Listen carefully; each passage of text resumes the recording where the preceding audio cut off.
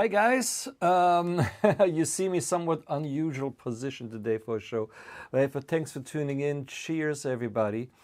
I did have a certain mishap in that I burnt my hand, and I don't know if you can see it, but I got blisters all over my fingertips, and I won't be able to play today. I still have a show for you guys. I got some videos lined up, and I have a special clip that I did just produce this week. I'm gonna show this week, so I hope you forgive me. I hope by next week my fingers healed enough so I can play again. Right now I don't want these blisters to burst.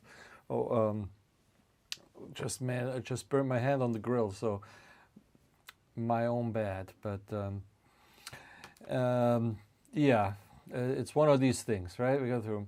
But hey, the show must go on, as they said, and as I said, I have some good stuff lined up for you guys. Appreciate your support, but it'll go away. All right, so check it out. The first thing I got lined up for you guys is goes a few years back, a show at Vitello's we did, and we played Coast to Coast with a great bass solo from Darryl Williams. So check this one out. It's a little thing called Coast to Coast. Coast to Coast.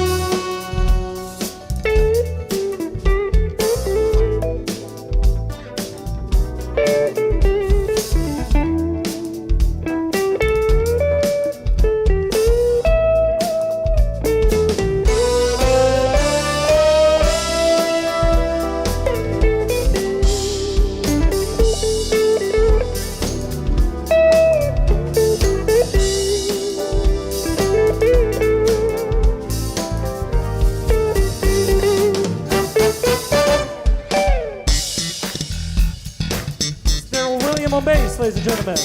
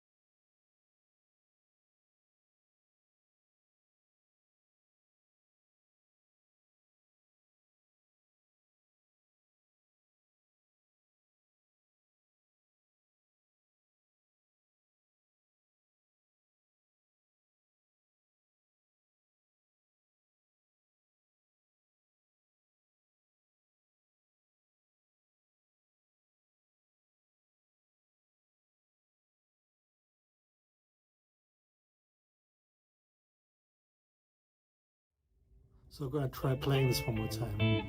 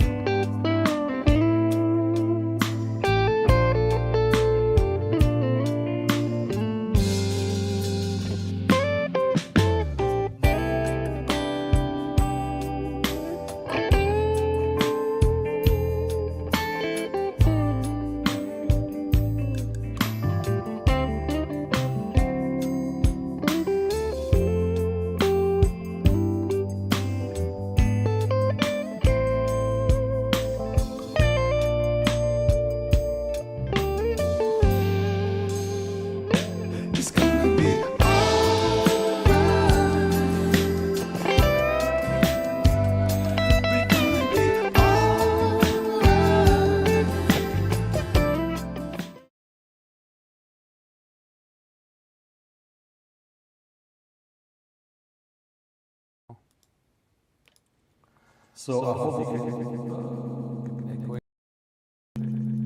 I hope you guys can hear me now. The scene had the sound disabled, so you guys couldn't hear me before.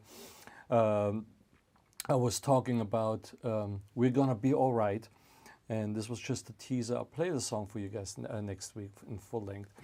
We're Gonna Be Alright, I wrote and we recorded in the studio, but I was still struggling with the hook. And Johnny said, "Man, I have an idea." And I said, "Well, go up to the microphone and put it down." And I really loved what he came up with. So I said, "I'm sharing the writing on this with you because that was the hook, and it was strong. It was exactly what I was looking for. I just hadn't found it yet." So yeah, so we shared the thing on this, and he sang out all the parts, and it's a blues, but it's I like doing, slow down for a second and put some emotional thing down, and I think that song fits very well on the record. For a while I thought that might be actually the title track, but we decided against it. Chill It, I think, is pretty good too, especially with the cover we came up with, isn't it? I have coming up show-wise. The next gig I have is actually going to be in July. I'm going to be in San Diego. I'm working, maybe the week before I might be in South Carolina. I'm working on that right now. But definitely Humphreys on July 26th, I think. It's a Sunday. The ticket should be on sale right now. And that's going to be a great show. We're going to play a lot of stuff from the new record, and it's going to be with the whole band, so it's going to be a good one. But hey, since I had yesterday, I prepared a bit, and I'm going to air that right now. It was actually supposed to be my YouTube channel, but I was thinking maybe I'll take you guys through from a song, from first conception to the final mix. What's going on? What the first idea that I had about the song, and how does it go from that first ideas, me just jamming around on my guitar, to actually a final produced album. So this is especially for people who are interested in, for musicians, it's probably a lot more interesting. So I hope you guys bear with me on this one. This is about the song Couch Jive, which is also from the new album, and I'm taking a step-by-step through each process from sitting on my couch to actually finishing the mix. So I hope you guys enjoy this. Check this out.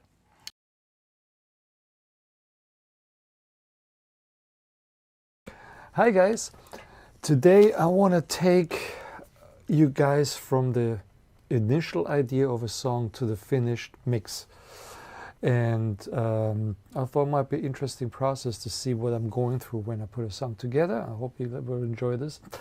The song I'm going to use for this example is called Couch Jive, and I named it Couch Jive because I initially wrote this song sitting on my couch with my dog, like this.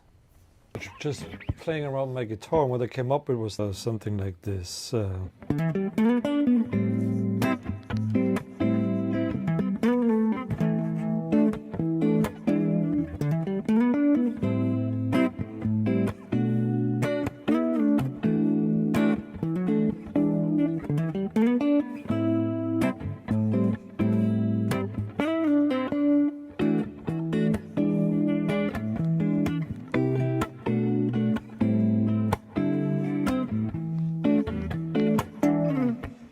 That was the original idea. I gotta put that down.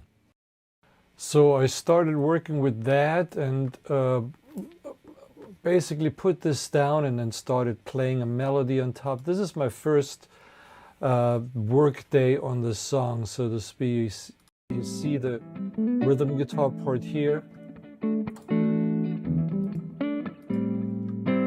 And then I created a melody, put some just basic beats, some chords, and a bass.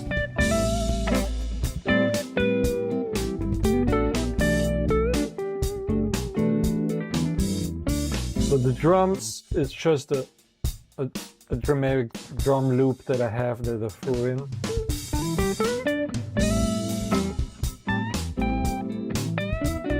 I played the keyboards at that point. Actually, Logic came up, I had Logic keyboard player play at this part.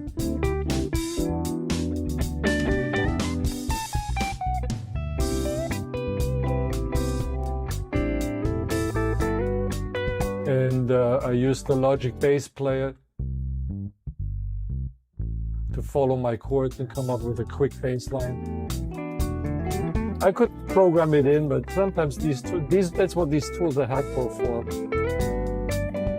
And you see, I already created like a B section, a verse, and the first part I labeled as a chorus, and I recorded a melody over it. These two tracks right here are the guitar melody.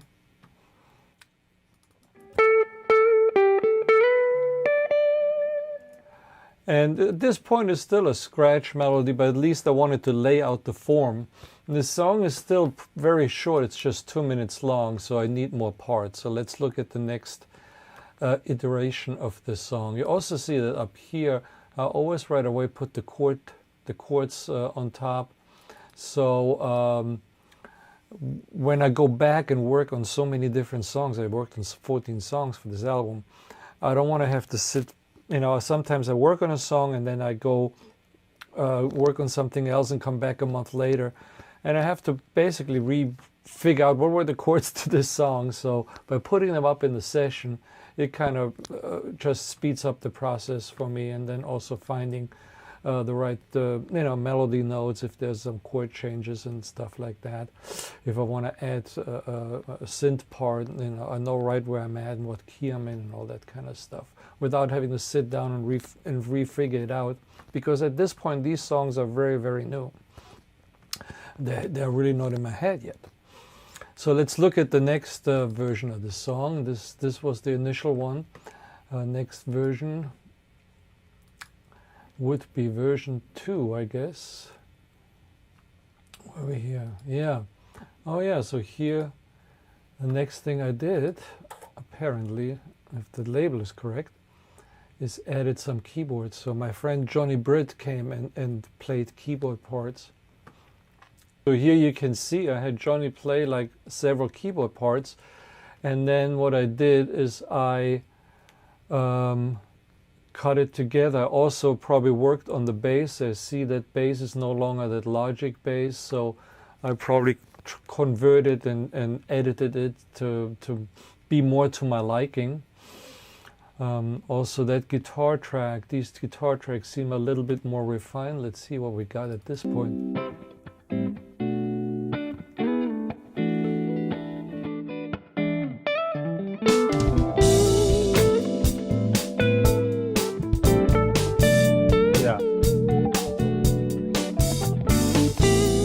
So it's important to from the starting point, I'm adding real players to the process. You see, this is Johnny's piano performance.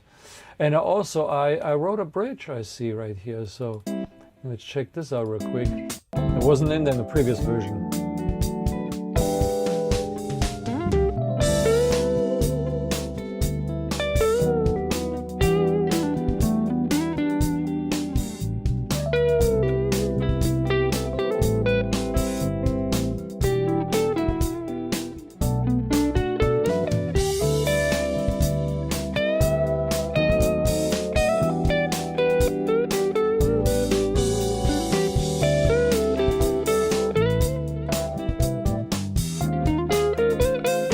Modulate.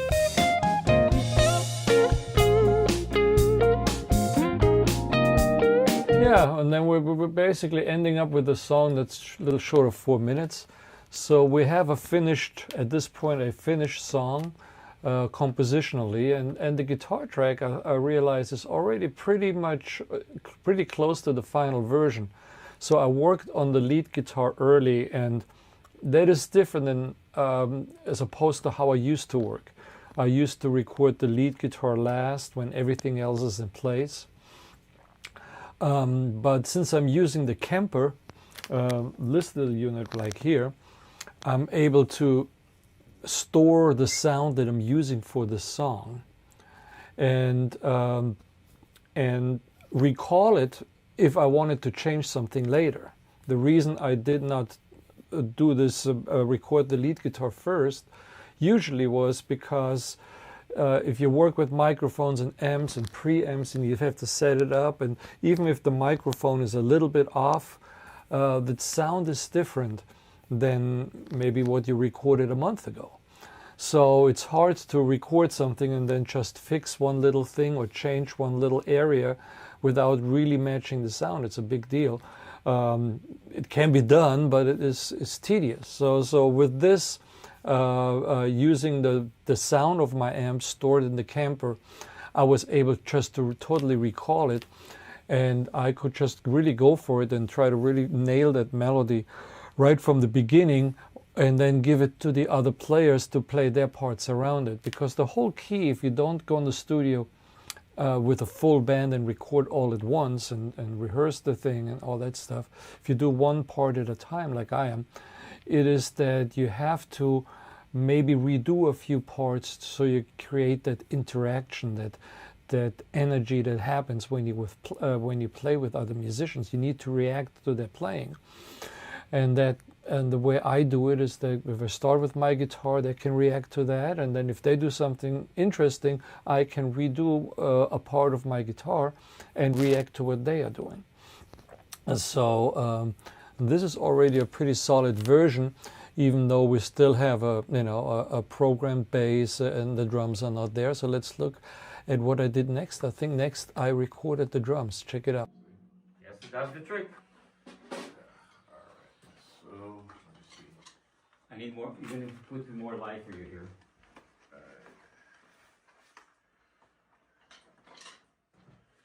Nils. Yeah. Nils. Getting ready for the session. Yeah. Beautiful.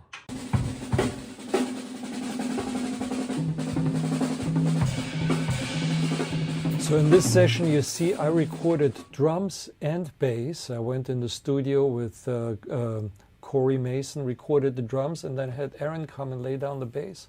Let's check out a little bit how much the song changed now having a real live drummer on it and a live bass on it.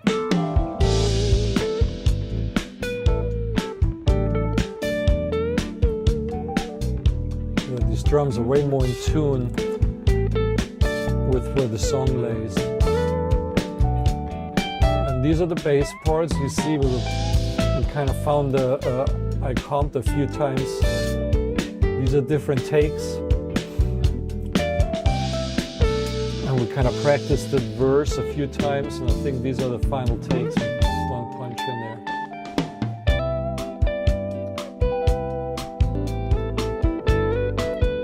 You can try.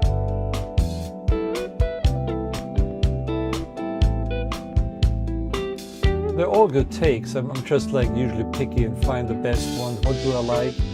that works well with my melody and works well with the chords.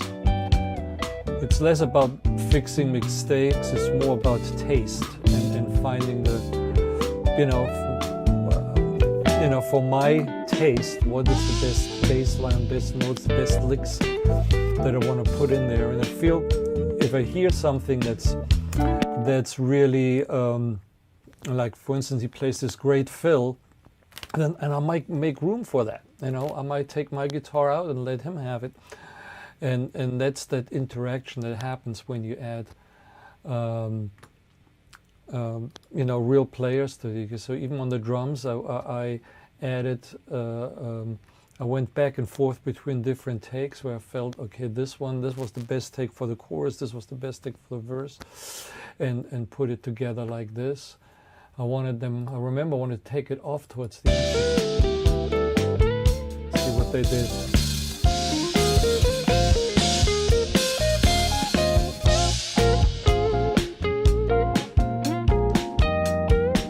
Yeah, so gives it that push with the modulation and the drummer getting a little bit more active, not as relaxed it was in the beginning, a little bit more on the beat. So it gives it that extra push. So the song evolves. It starts at one level and then moves up.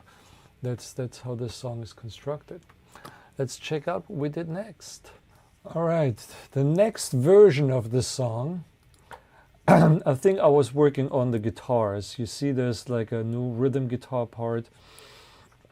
I went really in fine detail of how I wanted to play, and also in the lead guitar I found a couple of new licks that I was able to punch in.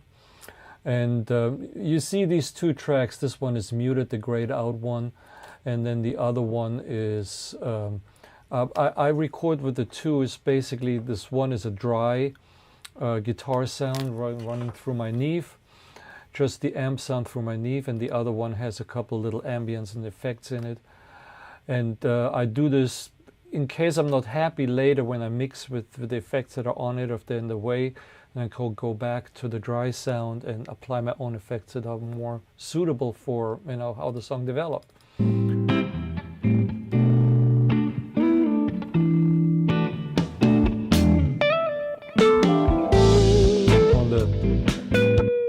On the lead guitar, I have both signals combined. I have the one with the effects and the dry one, just to make sure it sounds thick and I never lose the original guitar tone.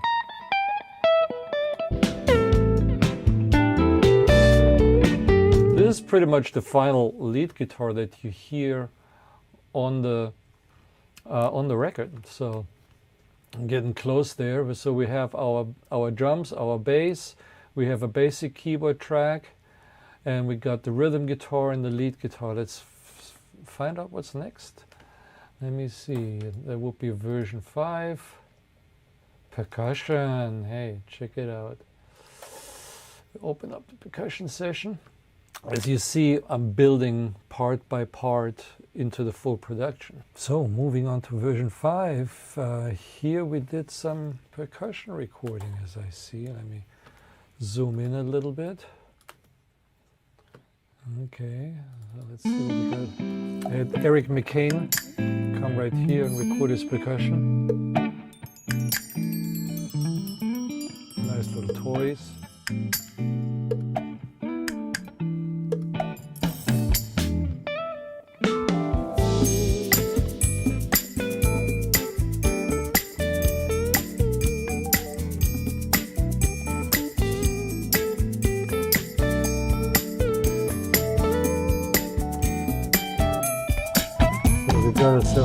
Some bongos, some congas, triangle, shaker, a clave, it's like a wood stick. We got tambourine, just hits, and then at the end like a more driving part for the end part that I wanted to take off. So, and then little wood blocks and stuff at the beginning. these little toys, okay? So that was the recording session for the percussion. Now let's check out how we moved on from there. Now here in this session you can see how I edited the percussion. I came in with the congas first and then added the bongos later. Also played around with the intro. Let me see what I did here.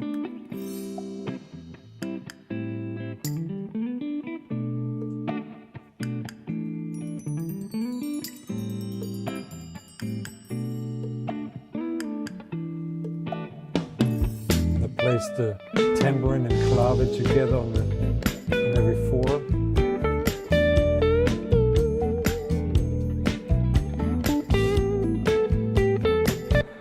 Basically the way I'm approaching it, I want to build an emotional contour of the song where rather than being one level all the way through, it kind of has like ups and downs and valleys and ultimately builds up to a climax to the end of the song.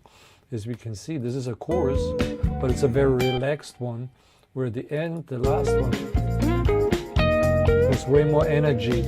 So there is the song evolves. It's not just static on one level.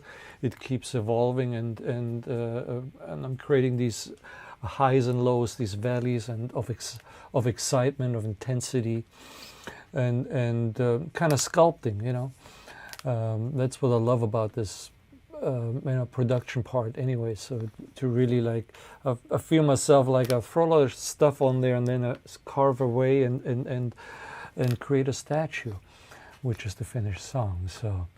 So we got percussion on there. What else do we need? Let's find out.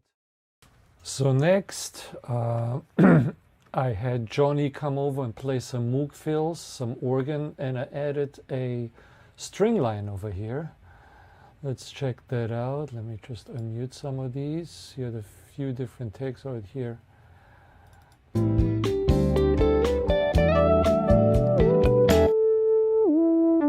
Synthesize a little counter lines.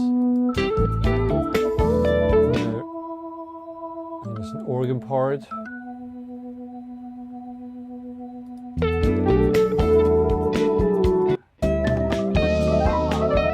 And then here at the end you're going to hear the strings come in right here.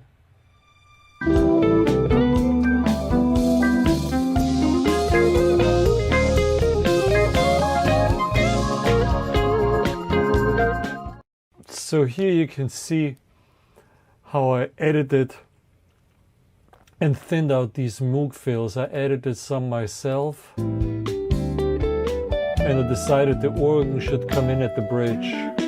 Again, just to build up the song and give it time to develop. So I was looking for these little Moog synthesizer fills just to answer the guitar, that I have like a little conversational thing.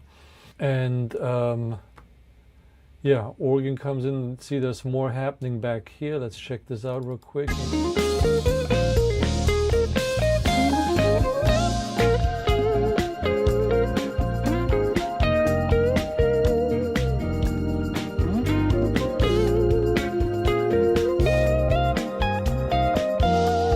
Yeah,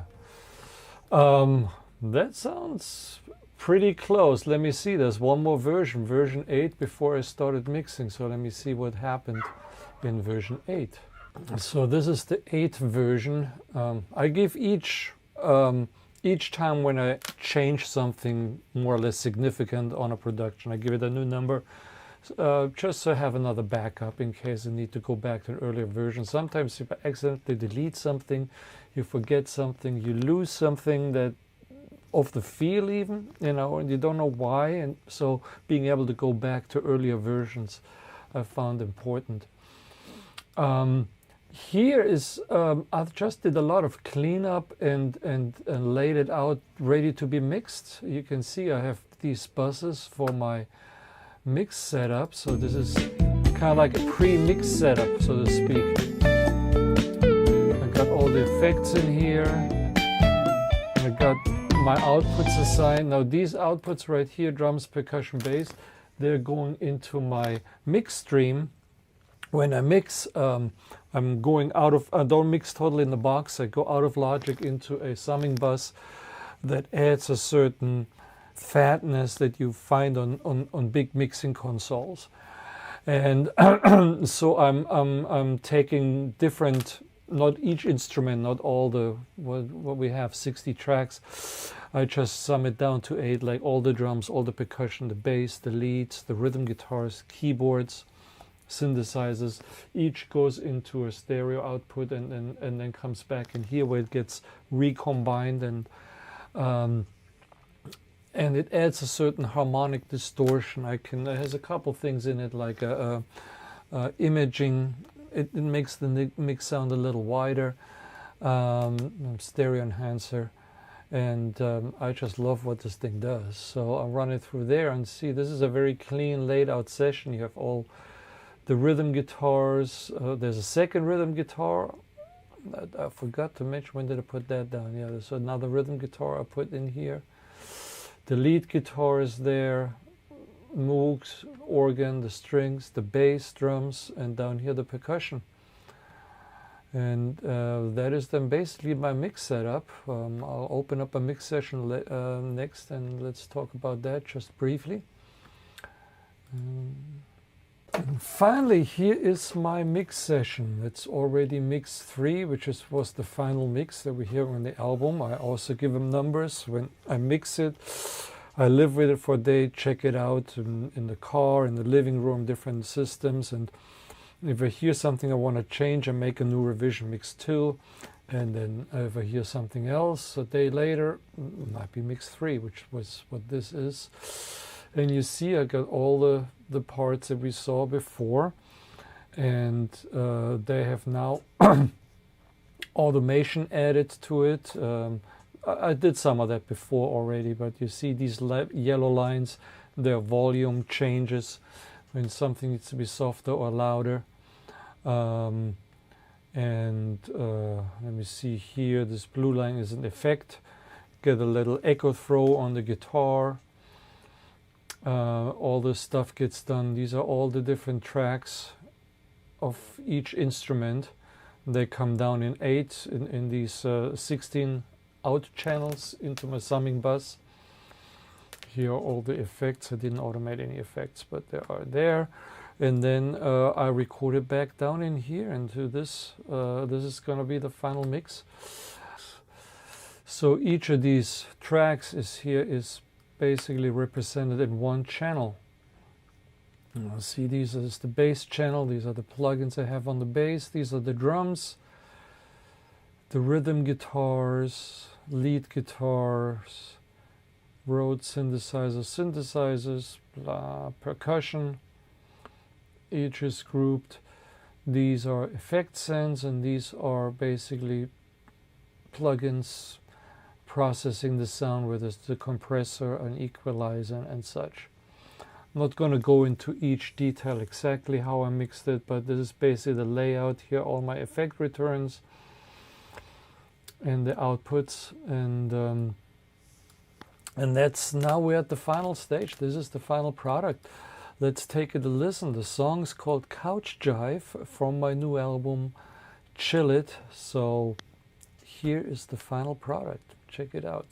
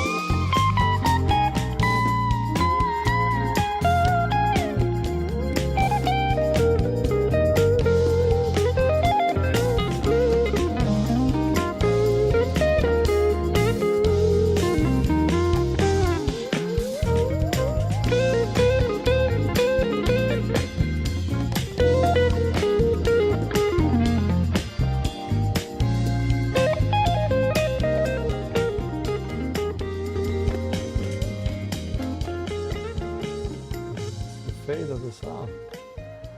So there you have it.